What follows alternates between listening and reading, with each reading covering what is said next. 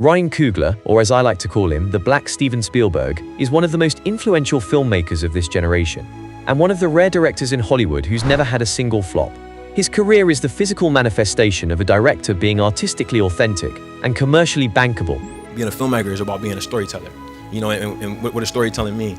I think the storytelling is really the way that human beings have as a tool to trigger empathy for somebody that you don't know.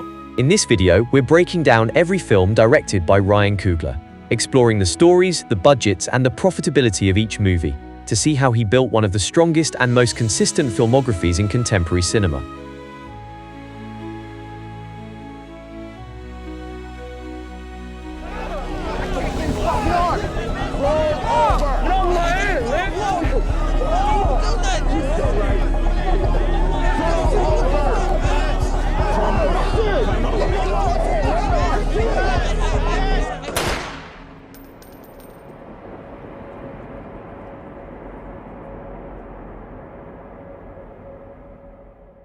Before Marvel ever handed him a blockbuster, Ryan Coogler was a 26-year-old grad student from Oakland with a script that felt painfully close to home. The story was Fruitvale Station, based on the true events surrounding the death of Oscar Grant. Oscar Grant's name may never have been known if he had not been killed just hours into the new year of 2009. Ryan wrote the film while studying at USC, determined to show the world the humanity behind the headlines. Well, for me, it was really important to tell a story from the perspective of the people that knew him the best. His script gained attention at the Sundance Institute, where he began assembling a small team of passionate collaborators. That's where he met a rising actor named Michael B. Jordan, fresh off The Wire and Friday Night Lights. He also reached out to Forest Whitaker, who believed in the project so much that he came on board as a producer through his company, Significant Productions. I pitched Forest Whitaker 3 projects. Fruitvale was one of them, and that was the one I believed in the most. I was still in film school, man. I literally left class to go sit down with his producer, and then left class again to go sit down with him.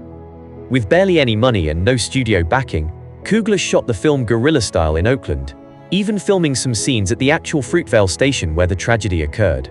The film was made on a budget of $900,000, funded largely through Forest Whitaker's support and independent investors. The movie went on to gross over $17 million worldwide, nearly 19 times its production cost, making it one of the most profitable indie films of the decade.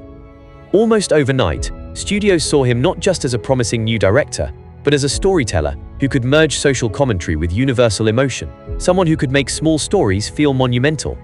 It won both the Grand Jury Prize and the Audience Award at the 2013 Sundance Film Festival, two of the festival's highest honors, which instantly put Coogler on the map.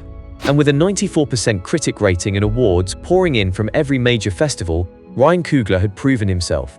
Now he was ready to take on his next challenge, reviving one of the most iconic film franchises in history. Creed tells the story of Adonis Johnson, the son of legendary boxer Apollo Creed, who died before Adonis was born. Determined to build his own identity, Adonis leaves behind a comfortable life and moves to Philadelphia, the city where his father's greatest rival became a legend. There he convinces an aging Rocky Balboa to train him. What begins as a mentorship slowly turns into something deeper, a bond between two men fighting different kinds of battles, one in the ring and the other against time itself. Ryan grew up watching the Rocky films with his father, who was battling a neuromuscular disease at the time. Inherited my love for those movies through my love for my father, who was a Rocky fan. The story of an underdog fighting against the odds had always meant something more to him. He began developing a spin-off that would honor the legacy of Rocky Balboa while introducing a new generation of fighters. You're doing it for yourself, not for me, not your father's memory, but for you. I can see in your eyes, you're gonna do it. Creed was made on a modest $35 million budget. Visually, Coogler brought a modern energy to the Rocky world. The camera moves with precision and rhythm, especially during the fights, where he famously shot one of the most intense boxing sequences in a single continuous take, pulling the audience directly into the ring. Creed went on to gross over $174 million worldwide, making nearly 5 times its cost. But profitability runs deeper than just numbers. It didn't just make money. It revitalized an entire franchise that had been dormant for nearly a decade. It proved that Ryan Coogler could handle a legacy property, deliver global box office appeal, and still make it deeply human. Critics were unanimous in their praise. The film received a 95% critic rating, with many praising Coogler's direction for balancing nostalgia with originality. Stallone's return as Rocky earned him a Golden Globe win and an Oscar nomination, his first in nearly 40 years, a testament to Coogler's ability to pull something deeply human out of a Hollywood icon. Ryan Coogler had pulled off the impossible. He'd honored the legacy of a classic while creating a modern masterpiece in its own right. And after 2 back-to-back successes, Hollywood's biggest stage was waiting for him next.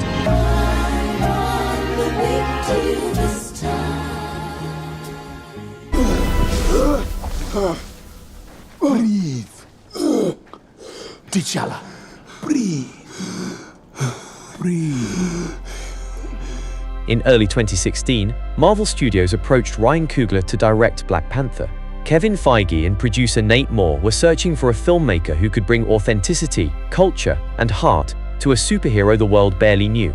Coogler was hesitant at first. Taking on a massive franchise inside the biggest studio in Hollywood was risky. But Marvel saw in him exactly what they needed, a director who could merge personal storytelling with epic scale. Eventually, Ryan accepted the offer. And from that moment, Black Panther became more than just another Marvel movie. It became a movement. Coogler poured himself into research, traveling to Africa to study languages, tribes, and traditions that could shape the fictional world of Wakanda. When I sat down with Marvel and said, hey, yo, for me to write this script, I need to go to the continent. I need to go like right now.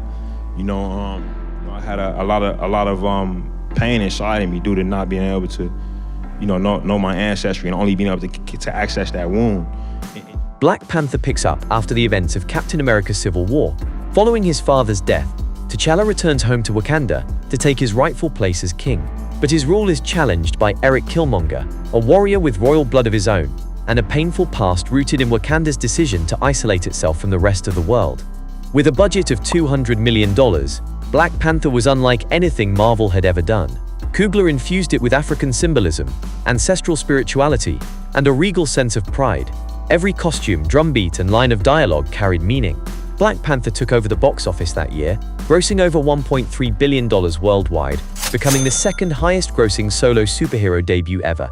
After accounting for marketing and distribution, Black Panther generated an estimated $500 million in net profit, making it one of Marvel's most profitable films ever, even outperforming several Avengers movies in pure return on investment. Black Panther sparked a cultural wave unlike anything the film industry had seen in decades. Moviegoers flocked to theaters dressed in traditional African attire, turning screenings into full cultural events. Black Panther currently holds a 96% critic rating, as critics were almost unanimous in their praise, with reviews calling it a revolution disguised as a blockbuster. Ryan Coogler was praised for his storytelling, world-building, and capturing the essence of what a black superhero film could be. Of course, a few critics pointed out some flaws like the heavy CGI bonanza during the final fight, but most people agreed that none of the flaws really mattered. The movie had already transcended its genre. At the Academy Awards, Black Panther made history again, becoming the first superhero film ever nominated for Best Picture, and winning 3 Oscars for costume design, production design, and original score. For Ryan Coogler, this was an immense validation from both Hollywood and the audience. In just 5 years, he had gone from filming an indie drama in Oakland to directing one of the most profitable and influential movies in modern history. But fate would soon test him in a way no filmmaker could ever prepare for.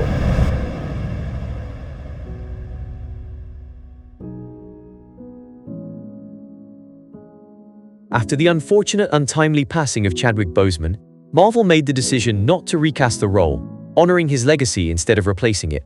That left Ryan Coogler with an impossible task. How do you continue a story when its hero is no longer here? Before Chadwick Boseman's passing, Coogler had already completed the first draft of Wakanda Forever. But with the passing of Chadwick Boseman, Ryan had to start everything from scratch, building an entirely new story.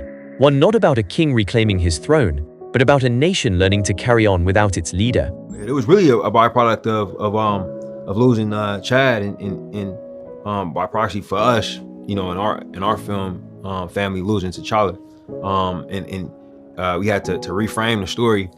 And as we reframed it, it became clear to me that the key relationship in the film was the relationship between Shuri and her mother, Queen Ramonda. The story begins with the death of King T'Challa, leaving Wakanda in mourning.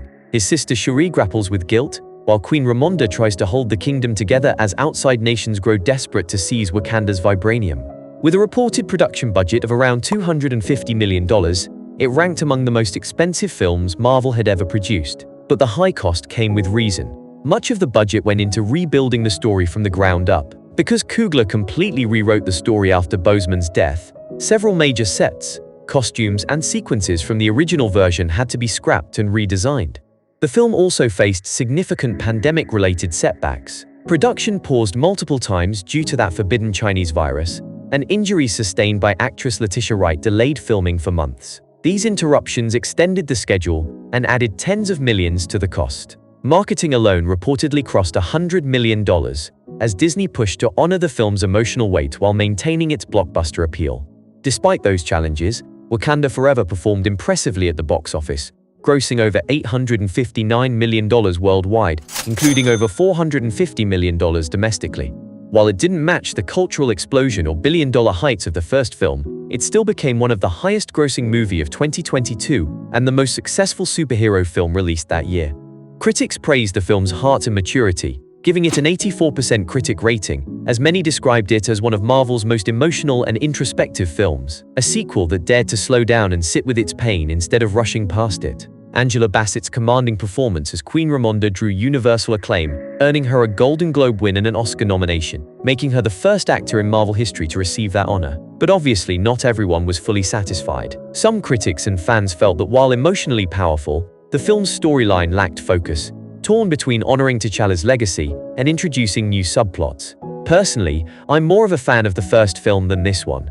The first Black Panther felt like it had a real purpose and story to tell, while the second one felt like the typical Marvel cash grab, leveraging the success and popularity of its predecessor. But regardless, it's fair to say that Ryan did his best to deliver a superhero epic about grief and managed to make it work. The sequel may not have matched the commercial success of the first installment, but it carried a weight and sincerity that few blockbusters ever attempt. And with his Marvel chapter temporarily closed, Ryan was about to shock the whole industry with his very next move.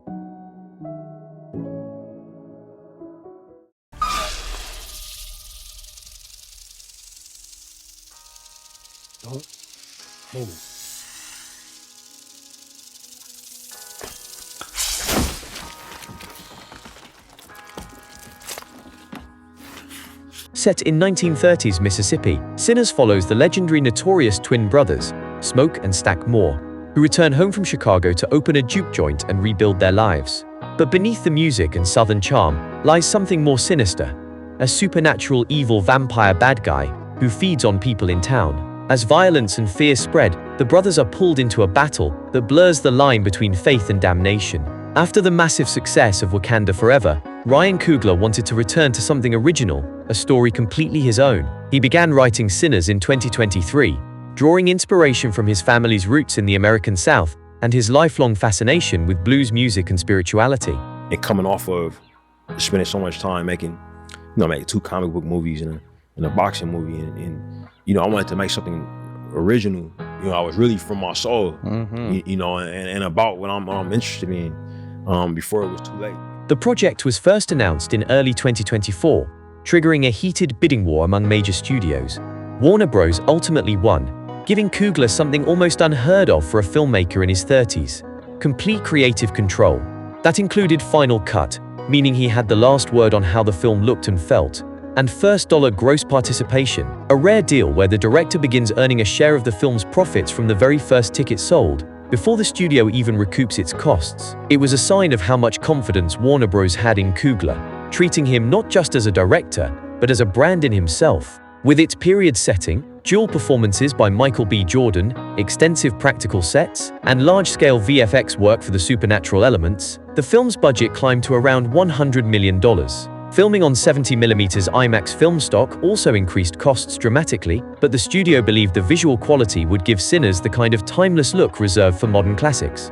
This gamble went on to surpass even the biggest optimistic expectation, as Sinners debuted with a $48 million opening weekend and went on to gross over $367 million worldwide.